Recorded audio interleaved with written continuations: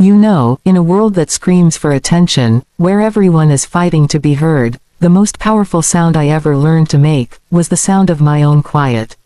It's not the quiet of submission. Not the quiet of defeat. Oh no, honey, this is a different quiet altogether. This is the quiet of a deep ocean, calm on the surface, but full of movement, of life, of untold strength underneath. The quiet you find when you finally stop explaining yourself to someone who's never really been listening. For 30 years, I lived with a man whose heart had already been given. Not to another woman in the way you might think, but to the first woman he ever loved. His mother. And for 30 years, I thought the problem was my voice.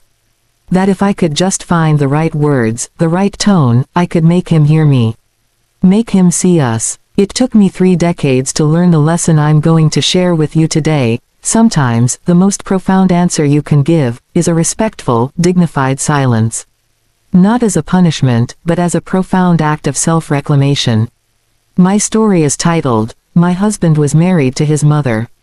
My silence was my answer. It never begins with a bang. It begins with a rhythm. A soft predictable beat that lulls you to sleep. It begins with something so reasonable, so ordinary you would be a fool to question it. For me it was a Sunday walk. 2 hours, every week, like the ticking of a faithful clock. He would finish his lunch, push his chair back from the table and stretch. A little sigh. A man burdened by the week behind him. He'd say, "I need to clear my head, Margaret. The world gets so loud." And I would nod. Of course, dear. A man needs his solitude. I believed that. I wore that belief like a cozy shawl. I saw it as a sign of his depth, his thoughtful nature, a man who needed to commune with the trees and the sky to find his center again. I would smile as he put on his coat, the same tan one every season. He'd pat his pocket for his keys, a little ritual. "Don't wait up," he'd joke every single time. And I would laugh, a soft, gentle sound. "I'll be right here." And I was. I was always right there. In my chair by the front window. The one with the cushion that had molded to the shape of my body over the years. I built a world within those 2 hours. In the early years it was a sanctuary. The only true quiet in a house soon to be filled with the glorious chaos of small children. I would write long letters to my sister on real paper, the pen scratching softly. I would mend a hem or simply watch the light move across the carpet, a slow golden crawl. Later, when the children came, those hours became a different kind of sacred. A space to fold tiny socks, to pair little shoes, to sit with a cup of tea that might actually stay warm until I finished it. I cherished the ritual of his return too. The sound of the gate clicking. The key in the lock. The faint smell of outdoors he brought in with him, cold air and damp leaves. I'd have his tea ready, steeping in the pot. He'd sit across from me and I'd ask, "How was your walk, dear?" And he'd say, "Fine, just fine. The air is brisk." And that was the whole story. I filled in the rest with my own imagination. I pictured him on the park path by the river, lost in great thoughts about our future, about his work, about philosophy. I crafted a noble narrative for his silence. I believed his quiet contemplation was a sign of a rich inner life, a life I was part of because I gave him the space to have it. That rhythm, the predictability of it, became the architecture of our marriage. It was a load-bearing wall. I planned everything around it. Birthday dinners for the children had to be scheduled for Saturday. My own doctor's appointments were never on a Sunday afternoon. When my father was ill and needed company, I would go. In the mornings or in the evenings. The Sunday walk was immutable, a law of our domestic universe.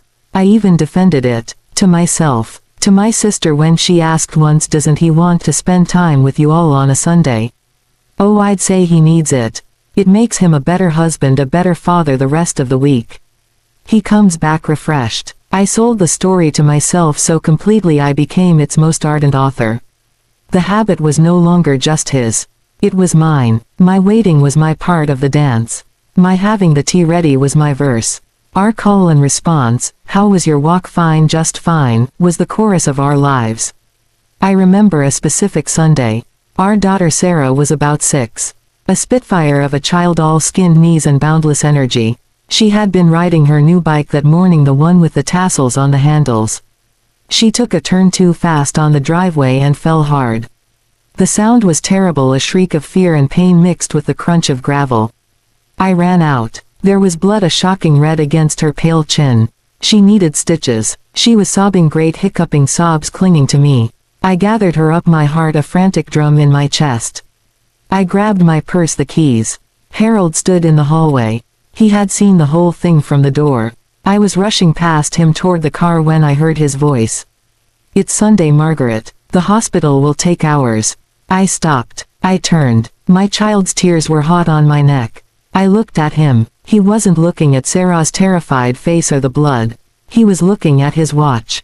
His expression was one of mild inconvenience, a man whose important meeting was about to be disrupted. "It's just my walk," he said, his voice low so Sarah wouldn't hear. "It's the only time I get to myself all week." In that moment the architecture trembled. Just a faint tremor, but I felt it in my foundation. The narrative I had built wavered. A man who could look at his injured child and see a scheduling conflict was a man living inside a different story altogether. I didn't say anything. What was there to say? I took Sarah to the emergency room. I held her hand while the doctor put in 7 neat little stitches. I bought her an ice cream she didn't finish. We came home 4 hours later. The house was quiet. He was in his study at his desk reviewing work papers. He looked up as we came in. "How was your walk?" I asked. My voice was flat like worn stone. "Fine," he said. "You manage all right." And just like that the crack in the wall was plastered over. The habit was stronger than the tremor. The rhythm reasserted itself. He went back to his papers. I put Sarah to bed. The following Sunday he put on his tan coat. He patted his pocket for his keys. "Don't wait up," he said. And I was right there in my chair. The architecture held. It was built to withstand small earthquakes. You see, the genius of a habit like that is its disguise. It wears the clothes of self-care, of necessity, of a harmless personal quirk. It doesn't announce itself as a betrayal. It doesn't smell of perfume or come home with lipstick on its collar. It comes home smelling of fresh air. It speaks in mild tones. It asks for so little, just 2 hours, just a little space. And you, the good partner, the understanding wife, you grant it. You build your own life around the edges of it. You make a virtue of your own waiting. You tell yourself this is what support looks like. This is love, giving space, honoring silence. But a habit that never bends for a bleeding child, for a crisis, for a simple request to stay is not a habit. It is an altar, and you are not its keeper. You are merely the one who keeps the space clean for the worship to occur. I was the curator of the shrine to his weekly absence. I ensured the peace, the quiet, the hot tea upon his return. I asked the gentle question that invited no real answer. I performed all the rituals that kept the myth alive. The myth that this was about him clearing his head. The myth that this was a healthy separation. The myth that we were two independent souls respecting each other's need for solitude. The truth which sat in the house with me for 30 years but which I did not see until that Tuesday with the phone bill was that I wasn't respecting his solitude. I was enabling his secret life. I was providing the alibi. My presence in the chair was the proof that everything at home was fine, that there was nothing to worry about, that he was free to go. My reliability was the cornerstone of his deception. Not his deception of me at first, but his and her deception of the world and perhaps of themselves, that this was normal, that this was just a close family, that this was how things were done. I was the silent, willing accomplice to my own erasure. I baked the cookies for the altar. I fluffed the pillows for the worshipper. And I never once asked what God was being praised in those 2 hours of quiet every Sunday.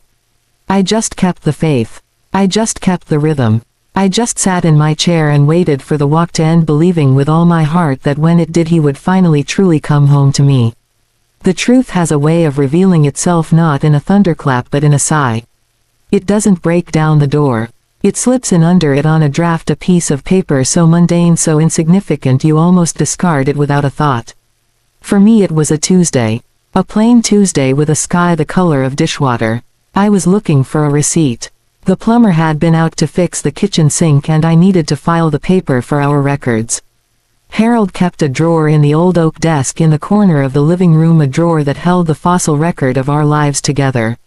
Manuals for appliances we no longer owned, warranties for electronics long since obsolete, old check registers from before the world went digital. I was kneeling on the carpet, my fingers shuffling through these layers of paper when I felt the edge of it. A thicker sheaf bound with a brittle rubber band.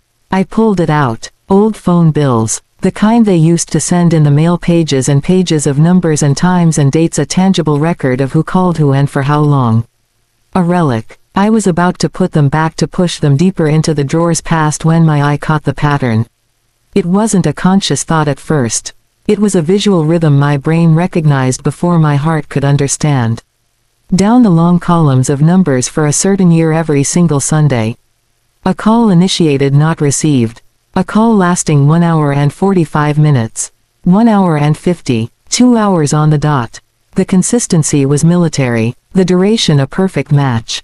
And the number, the area code, was one I knew. 300 miles away, the place where she lived. His mother. The world did not tilt. The room did not spin. There was no gasp, no sharp intake of breath. There was instead a profound, a staggering stillness. A silence so complete it had a sound all its own, a high-pitched hum in the center of my head. I looked at the date on the bill. A year from the early 90s. When Sarah was in grade school. I carefully placed that month's bill on the carpet and pulled out another from deeper in the stack. A different year. The same pattern. Sunday, Sunday, Sunday. A river of Sundays flowing to that same number. I pulled another, and another. Each one a map of his absences. Each one a ledger of my waiting. The walk. It wasn't a walk. He hadn't been striding through fallen leaves pondering the mysteries of the universe. He hadn't been watching the river flow or greeting neighbors with their dogs. He had been sitting, in his car parked somewhere quiet, or on a bench in some secluded corner of a park. He had been listening, to her voice, for 2 hours, every week, for years, for decades. The entire architecture of my understanding of our life together, of him, of us, crumbled into dust in that silent moment on my knees. I did not move. I held the brittle paper in my hands and I read the numbers like a tragic poem. The truth was not a stranger. It was a familiar guest I had been serving tea to for 30 years without ever looking at its face.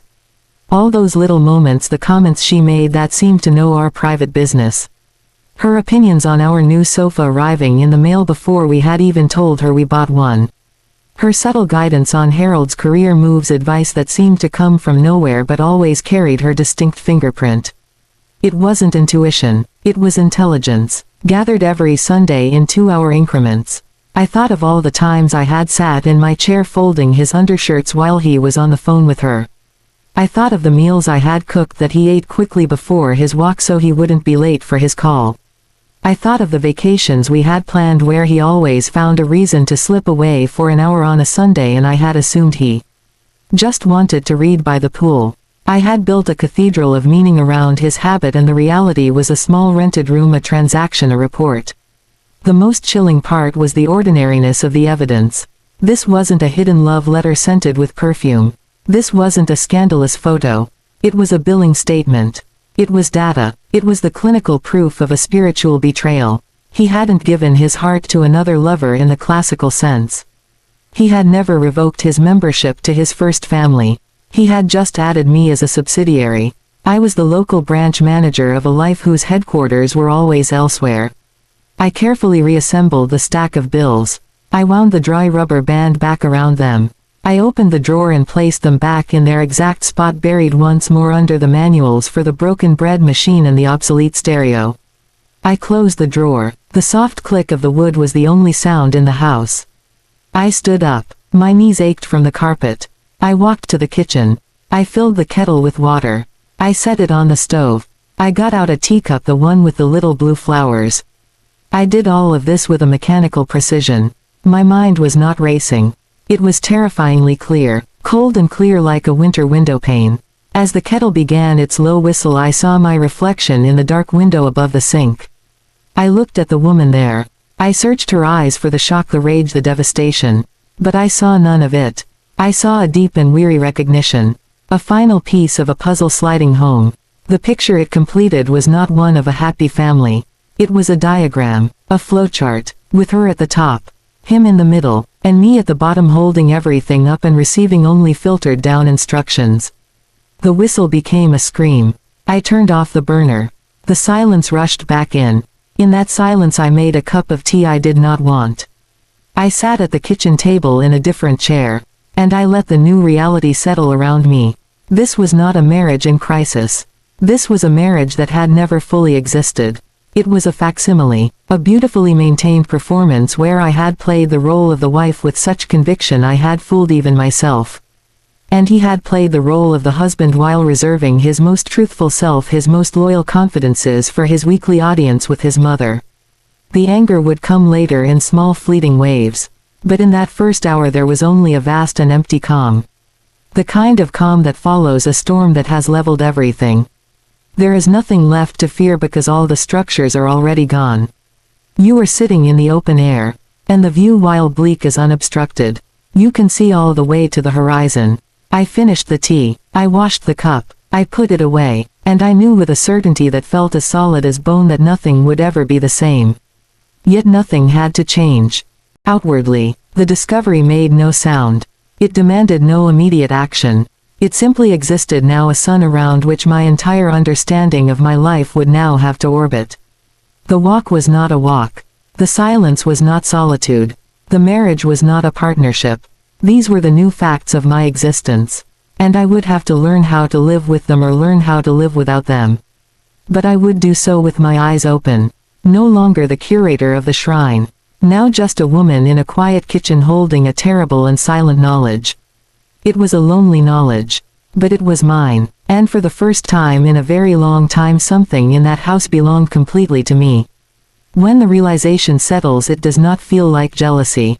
It feels like grief, a quiet hollowing out. You see, you are not battling another woman for his heart. You are not facing a rival you can see or touch or reason with. You are facing a ghost. Not the ghost of a person who has passed, but the ghost of an idea. A perfect son, an ideal that lives and breathes in her mind and by extension in his.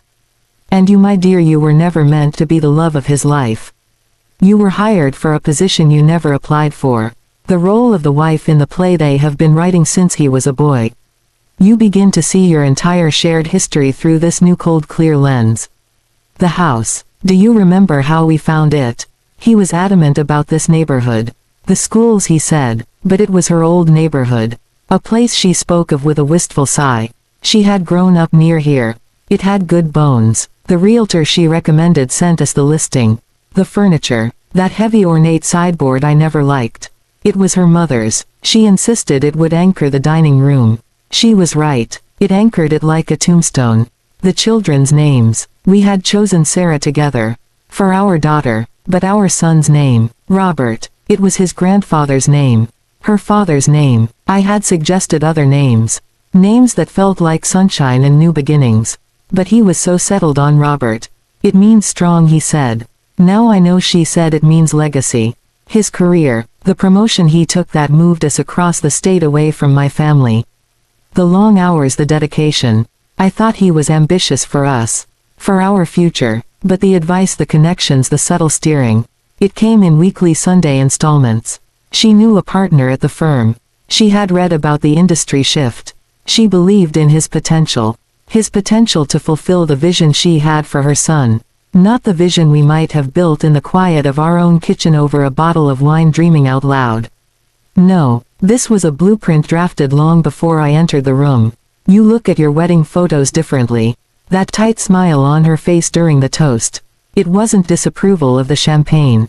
It was the look of a director watching an understudy step into a lead role. A role she believed should have been played by someone else, someone of her own casting. You remember her pulling him aside at the reception, her hand on his lapel, fixing an imaginary speck of lint.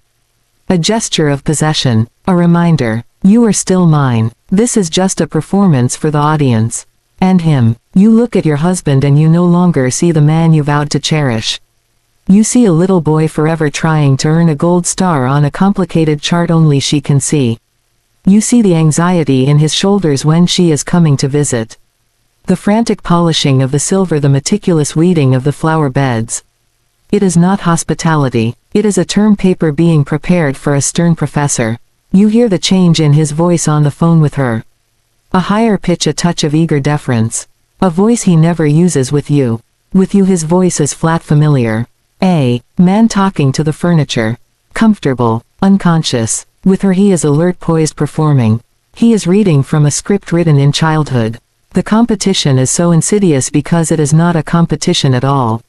You cannot win. You cannot be her. And you should not want to be.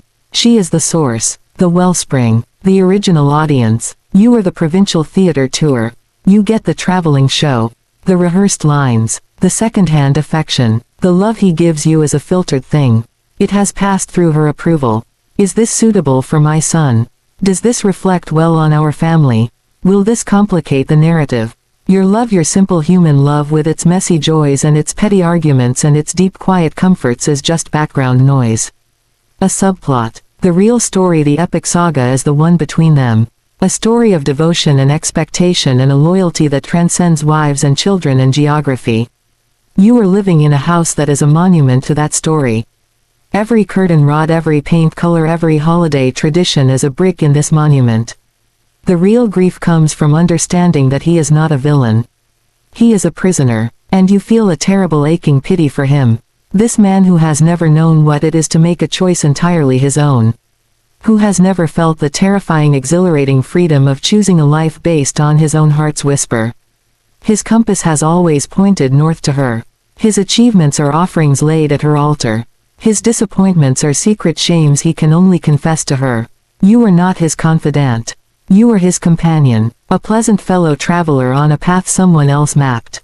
And you pity yourself, not for being unloved but for having mistaken a role for a destiny. For having poured your soul into a container that was never meant to hold it. You gave real love to a hologram. You fought for a partnership that was only ever a committee of two with a silent third chair always at the head of the table. Your arguments, your sacrifices, your lonely Sunday afternoons were not the trials of a marriage. They were the symptoms of a man divided. A man whose soul was in escrow. This ghost, this idea of the perfect son does not need to belittle you. She does not need to scream or criticize. Her power is in her constant unseen presence.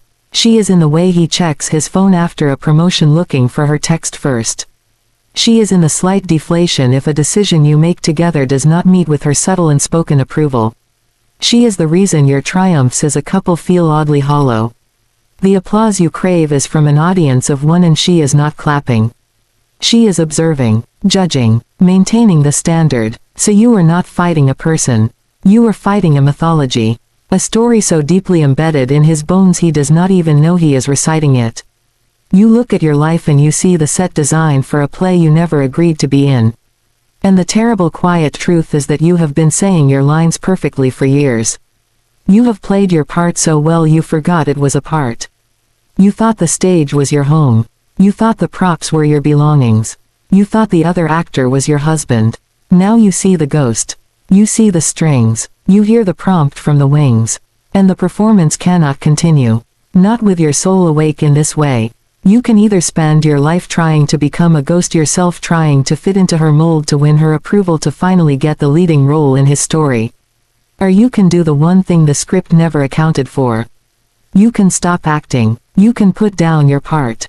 You can step off the stage and walk out of the theater into the blinding real sunlight of your own life. Where there is no script. No audience of one. No ghost. Just you. And the terrifying beautiful possibility of a story you write for yourself with no one else's approval required. The competition is over because you have decided to play a different game entirely. One where you are the only judge. One where the prize is your own piece. The world expects a scene. It is braced for it. It knows the script. Tears. Accusations thrown like dishes against a wall. The screaming into a void that has always been a void. The dramatic slam of a door. They are prepared for that. They have defenses for that. They know how to let the storm rage, and then when it is over they can mop up the water, sweep up the broken pieces and say, see. See how emotional she is. See how she overreacts. The noise proves her instability. The chaos justifies their calm. The heat of the anger can be used against you to paint you as the problem. The hysteric. The one who cannot handle the simple quiet truths of their arrangement. I knew this. Some deep ancient knowing in my bones understood that to make a sound would be to give them a weapon. My voice, my raised voice, would become the topic of the next Sunday conversation. Can you believe how she shouted? She simply doesn't understand the bond between a mother and son. She is so volatile. My emotion would become their evidence. My pain would prove my weakness. So I made no sound. But an absence can be louder than a scream. A void can have more weight than a stone. I realized my power was not in my presence but in the deliberate and peaceful quality of my absence. Not the grand final absence of leaving. That would come later. No, this was a surgical absence. A specific targeted withdrawal. I would remove myself not from the marriage but from my role within it. I would vacate the post I had manned for 30 years. I would leave my station. It began with the chair. That worn throne of my waiting. The next Sunday when the ritual began, when the coat was fetched, when the keys were patted, I sat perfectly still. I did not look up from my book. I heard the old script play out. Don't wait up. I said nothing. I gave a small nod, not of acquiescence but of acknowledgement. I hear you. The door closed. The house settled into its familiar waiting silence. But I was no longer part of that silence. I was an observer of it. I let the quiet hang there for 10 full minutes. I listened to the clock tick in the hallway. I felt the emptiness of the rooms around me. And then I stood up. I put on my own coat, a blue one he had never complimented. I picked up my purse. I did not leave a note. Notes are for people who are owed an explanation. I walked out into the afternoon. The air was different outside. It was not our air. It was the world's air. I drove to the botanical gardens. I paid the entrance fee with my own money from the grocery cash I always kept. I walked down gravel paths. I did not think of him. I did not think of her. I forced my mind to the texture of bark, the startling purple of a flower I did not know the name of, the way the light dappled through a canopy of leaves onto my own 2 hands. I was not a wife waiting. I was a woman seeing. At 4 o'clock, the time of his return, I was standing before a pond watching a dragonfly skate on the surface. I felt the moment in my body. A cellular memory of tension, of preparing the tea, of arranging my face into a mask of welcome. I let the memory rise and I let it pass over me like a cold shadow, and then it was gone. I was here, he was there, and the 2 things were no longer connected by an invisible thread of my obedience. I had cut the thread with my simple, peaceful absence. When I returned at 4:30, the atmosphere in the house had changed. It was charged with a confusion so potent I could taste it like ozone. He was not in his study. He was standing in the living room near my empty chair. He was not lounging in it. He was hovering beside it as if it were a crater. A place where something had been that was now gone. You weren't here. It was not a question. It was an indictment. His voice held no concern for my safety. It held the brittle confusion of a man whose scenery has rearranged itself without his permission. No, I said. I wasn't. I took off my blue coat, hung it in the closet. Where were you? The question was a grasping thing. Out, I said. And I offered nothing more. I walked past him to the kitchen. I did not put the kettle on. I poured myself a glass of water. How was your walk? I asked the old question, but my tone was new. It was the tone of a stranger making polite, inconsequential chatter. It held no investment in the answer.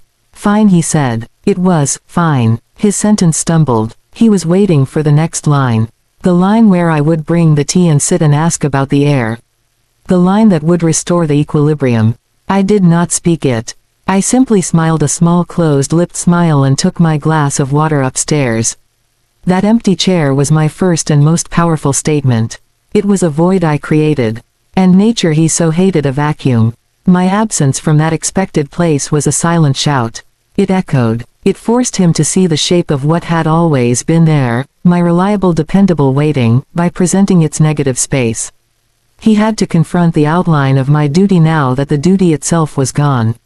The following Sunday I did it again. This time I went to the art museum. I stood in a cool, quiet room before a painting of a single boat on a vast turbulent sea. I felt a kinship with that boat. I stayed until they turned the lights off. When I came home he was sitting on the edge of the sofa, his hands on his knees. You're late. Am I? I asked, glancing at the clock as if I had no prior knowledge of its meaning. Where do you go? Just out, I said. It's good to get out. I took my time up the stairs. My silence was not passive. It was active. It was a deliberate withholding of the emotional labor that had oiled the machinery of our lives. I stopped asking questions whose answers I did not care to hear. I stopped providing the soothing responses that smoothed his minor irritations.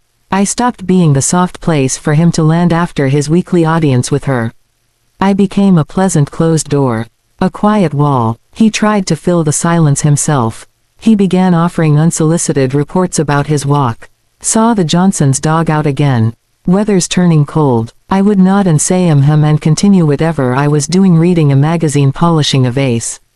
My lack of engagement was a new language he could not decipher. He grew first confused, then sullen, then vaguely irritated. His frustration had no target. He could not fight my calm. He could not argue with my pleasant nothingness. Must be nice to have so much free time, he'd mutter. Yes, I would say. It is. The house was dead quiet, he tried once. Yes, I agreed. Peaceful, isn't it? I was reclaiming the silence. For 30 years the silence of those afternoons had been his. It was the silence of his secret. The silence of my compliance. Now I took the silence for myself. I filled it with my own choices. I made it a sanctuary for my thoughts, not a waiting room for his life. And by taking the silence for myself I left him with a new kind of silence. The silence of irrelevance. The silence of a man whose performance has no witness. The silence of a void that no longer sucks in my energy but simply sits there empty and unproductive. My absence from the chair was the beginning of my presence to myself. Each Sunday I was not there, I was somewhere else, becoming someone else. I was no longer the woman in the window. I was the woman in the museum, the woman in the garden, the woman in the library stacks, the woman learning how to throw clay on a wobbly wheel. I was building a new self brick by brick in those 2-hour increments. And each brick was mortared with a silence he could not penetrate. My quiet was no longer the quiet of waiting, it was the quiet of becoming. And that kind of quiet is unassailable. It is a fortress. He would pace its periphery, he would peer in through its high windows, but he could find no gate, no bell to ring. I had withdrawn the welcome mat. I had simply vacated the chair. And in that vacant space I finally began to grow. My silence became a mirror. A great vast sheet of polished glass I placed calmly between myself and the world I had ceased to engage with. I did not do this with malice. I did not do it to punish. I did it to survive. To stop the constant drain of my spirit into the dry sand of his preoccupation. But an unintended thing happened when I became still, when I became quiet. The energy in the house had nowhere to go. It could not flow into me anymore. I was no longer a sponge for his distraction, a receptacle for his half-stories. So it turned around. It reflected back on its source. He began to talk more. A nervous compulsive chatter to fill the new quiet I had created. He would come in from his Sunday walk and instead of the simple fine he would offer details. The walkways are icy. Old Mr. Peterson was painting his fence. He offered these tidbits like small coins, payment for a conversation I was not having. I would listen. I would nod. And I would say nothing. Or I would say something like I see. Or how about that? Phrases that acknowledged sound but invited no continuation. They were period marks where he was used to question marks. He was casting lines into a still pond and no fish were biting. The surface just gave him back his own reflection. His own voice sounding strangely hollow in the room. He was used to my voice providing the echo, the affirmation, the oh really. And the you don't say that would weave his monologue into a dialogue. Without my threads his words just fell to the floor in a heap. Unwoven, meaningless. The confusion in his eyes was the first true thing I had seen in them in years. It was not the confusion of a man who doesn't understand his wife. It was the confusion of a man who no longer understands the ecosystem of his own home. He was a creature whose habitat had subtly changed. The temperature was different. The atmosphere had a new pressure. He could not name the change because the change was an absence. The absence of my emotional labor. The absence of my attentive audience. The absence of my need. You see, for all those years he had carried a quiet, unexamined belief. He believed the stability, the peace, the order of our lives was something he provided. Something inherent to him. My calm was a response to his calm. My management was an extension of his provision. He failed to see that I was the atmosphere. I was the weather in his house. And I had been a gentle, predictable climate for so long he believed it was just the way things were. That the sun rose because he woke up. When I stepped back, when I became an observer of my own life, I stopped controlling the weather. I let the natural climate of our arrangement simply be. And what was that climate? It was the climate of his divided heart. It was the chill of his weekly abandonment. It was the dry air of his emotional secrecy. I had always been there with a psychological humidifier, with a space heater of conversation, with a fan to stir the stagnant air. I had made his emotional desert habitable. Now I stopped. I let the desert be a desert. And he began to feel the thirst. He began to feel the empty expanse. He would come into a room where I was reading and he would stand for a moment. He was waiting for me to look up, to offer a smile, to perform the alchemy that turned his presence into an event. I kept reading. My silence was a clear pool reflecting back to him, a man standing awkwardly in a doorway with nothing to say. He would see himself in that pool, a man vaguely lost in his own home. His questions became more direct, but they were the wrong questions. Where were you? What did you do? They were questions about geography and activity. They were not questions about feeling. They were not, are you all right? They were not, what are you thinking? He was mapping a disturbance, not exploring a heart. My calm short answers were like giving a cartographer a blank page. Out. I got some air. I was browsing. They gave him no data to plot. No way to understand the new territory. His frustration was the most telling reflection. His sighs, his muttered comments about the house being too quiet, his pointed remarks about my new independence. They were not arguments he could have with me. They were arguments he was having with himself. With the new empty space where my compliance used to be. He was debating with his own reflection in my silence. Why is she like this now? The mirror did not answer. It just showed him a man asking a question of a woman who was peacefully uninterested in answering. The beautiful, terrible truth of a mirror is that it shows you what is there. Not what you wish was there. My silence stripped away the narrative. The narrative of the grateful wife, the busy, happy home, the man who handled things. It showed the bones of the thing. A man and a woman living parallel, lives in the same space. A man whose deepest connection was a telephone call to his mother. A woman who had become a quiet ghost in her own home. The mirror did not lie. It just reflected the truth he had been able to ignore when I was busy decorating it, draping it in the fabrics of busyness and conversation and cheerful service. He began to look at me not for what I could provide, but as a puzzle. A quiet, unsmiling puzzle. He would catch my eye and I would hold his gaze calmly until he looked away. In that gaze he saw no anger.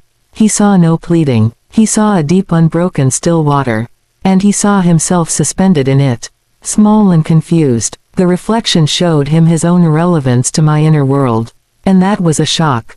A profound seismic shock to a man who assumed he was the central figure in every story. The ultimate power of the silent mirror is that it offers no resistance. You cannot fight a reflection. You can only fight the thing being reflected. And gradually, haltingly, I saw him begin to turn. Not toward me, but inward. He began to sit alone in the living room, not reading, not watching television, just sitting.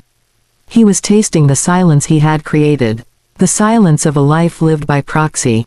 The silence of a marriage that was a beautiful empty shell. I had handed him the shell and stopped pretending it was a living creature. He held it to his ear, and for the first time he did not hear the soothing echo of the sea of my making. He heard the hollow wind of his own choices. My silence was not a wall to keep him out. It was a mirror to show him in. And in the end, that is what he could not bear. Not my anger, not my absence, but the unblinking, unflinching reflection of his own emptiness. He had to sit with the man in the glass. The man whose wife was finally peaceful because she had stopped waiting for him to arrive. The man whose home was quiet because the heart had gone out of it. The man who had everything he ever asked for and found it meant nothing because he had never once asked for the one thing that mattered, a real shared life. I became the mirror, and he was left alone with the image of himself. It was the most compassionate and the most devastating thing I could have ever done. I gave him back his own truth. And I finally got to keep my peace. That silence was not an end. It was a beginning. It was not a period marking a stop. It was the clean white space at the top of a new page. For so many years I had believed my life was a sentence, a long complex sentence where I was the direct object. The thing being acted upon. Harold married me. Harold built this life. I supported Harold. I waited for Harold. My function was defined by its connection to the verb that was him. My silence was the first word I ever wrote that was entirely my own subject. I And from that one word a whole new language began to grow. In the quiet I stopped hearing the static. The static of his expectations, the low hum of her disapproval, the white noise of my own anxious wondering. In that new quiet I began to hear a different sound. It was my own voice. Not the voice I used to speak to him or the children or the cashier at the grocery store. This was a voice that spoke only in feelings. A whisper of "I am tired." A clear note of "I do not like that painting." A sudden surprising laugh at my own thought. It was not loud. It did not need to be. It was mine, and in the sanctuary of my own silence it was safe to speak. I began to move differently. My body was no longer an instrument of service poised to rise, to fetch, to answer. It became a vessel for experience. I felt the sun on my skin in the botanical gardens, and I did not think I should be home. I felt the ache in my shoulders from the pottery wheel, and it was a good ache, an ache of creation, not of burden. I would move through my own house and I was not checking its pulse, seeing if it met some unseen standard. I was simply living in it. Sometimes I would stop in a patch of sunlight and just stand there. For no reason at all. Just to feel the warmth. The questions that had haunted me for decades began to dissolve. The questions of "Am I enough? Does she approve? Why does he not see me?" They were questions that depended on an audience. When I stopped performing, the questions lost their meaning. You cannot wonder if you are playing a role well when you have left the stage. The only question that remained was a simple one. What do I want? And at first the question was terrifying in its emptiness. I had no ready answer. I had spent a lifetime answering questions about what he wanted, what the children needed, what the house required. My own wants were a dusty abandoned room. So I started small. I want to sit in this patch of sun. I want to drink this tea while it is still hot. I want to read this book to its end without interruption. I want to plant pink flowers, not the white ones she always said were more elegant. Each small want fulfilled was a brick in a new foundation. A foundation built on the solid ground of my own presence, not the shifting sand of someone else's absence. My silence was the answer to his 30-year question. The unasked question that hung in the air of every room, of every Sunday afternoon, of every decision that ever leaned her way. The question of who comes first. For 30 years I had tried to answer that question with my labor, with my patience, with my hopeful waiting. I had tried to prove through my devotion that I should be first. But you cannot prove you are first to someone who has already made you second. You can only decide you are no longer in the running. My silence was that decision. It was not me saying you choose her. It was me saying this is no longer my contest. I am disqualifying myself from a race I never consented to enter. I am stepping off the podium. There is no silver medal for a life lived in someone else's shadow. There is only the slow chill of never feeling the sun on your own face. My silence was me walking into the light. My own light. And in that light I began to build. Not a life for us. A life for me. It was a quiet construction project. I did not announce it. I did not draw up blueprints for anyone else to approve. I simply began. A book club with women who did not know his name. A volunteer shift at the library where I sorted books by genre, not by drama. A beginner's Italian class because the sound of the language was like music. My world, which had been so small, a waiting room with one door, began to have windows. Many windows. And each window showed me a view I had never allowed myself to see. The peace was the most surprising part. I had thought peace was something you found when the fighting stopped. But there had never been a fight. Only a slow, quiet sinking. This new peace was not an absence of conflict. It was a presence of self. It was a deep, solid knowing in the center of my being that I was here. I was intact. And I was no longer waiting for permission to be so. It was a peace that did not depend on his mood or her opinion or the children's needs. It was my own, as inherent as my breath. When I finally left 6 months later, it was not an explosion. It was a breath released. The silence had done its work. It had hollowed out the old life of all its false meaning. It had shown me its empty shell. And it had shown me my own beating heart still very much alive within me. Packing my suitcase was not an act of anger. It was an act of curation. I took only what belonged to the woman I was becoming. The simple clothes. The books with my notes in the margins. The pottery bowl one had made that was lopsided and perfect. I did not need to explain. The silence had been my explanation. It had been my final answer to every unspoken question their arrangement had ever asked of me. My absence from the chair was my answer to his walks. My calm was my answer to her manipulations. My peace was my answer to their shared fantasy. And my walking away was simply the physical manifestation of a journey that had begun the day I stopped waiting for him to come home to me and started coming home to myself. So my silence was not my surrender. It was my sovereignty. It was the declaration of a separate peace. A peace treaty I signed with myself. The war was over because I had laid down the weapons of expectation and picked up the tools of creation. I stopped asking to be seen and began to see myself. And in that seeing I found a woman who was whole, who was enough, who did not need to be first in anyone's story but her own. The answer was never in his choosing. The answer was in my ceasing to wait for a choice that was never mine to receive. My silence was the sound of that waiting ending. And in the beautiful quiet that followed I heard the most important sound I will ever hear. The sound of my own life beginning. And that, my dear, is the whole story. Not of a marriage ending, but of a woman beginning. It's not a manual for revenge. It's a testament to reclamation. They will tell you to fight, to scream, to demand your place at a table that was never meant to nourish you. I am telling you something different. I am telling you to be still. To listen. To hear the voice inside that has been waiting, so patiently, under all that noise. And then, with all the dignity you possess, to rise from the chair they have placed you in, and to walk, not in anger, but in profound peace, toward the door of your own life. Your power was never in his hands. It was in your quiet. It is in your breath. It is in the steady, unbroken rhythm of your own heart, finally beating for itself. Now, you take care of you.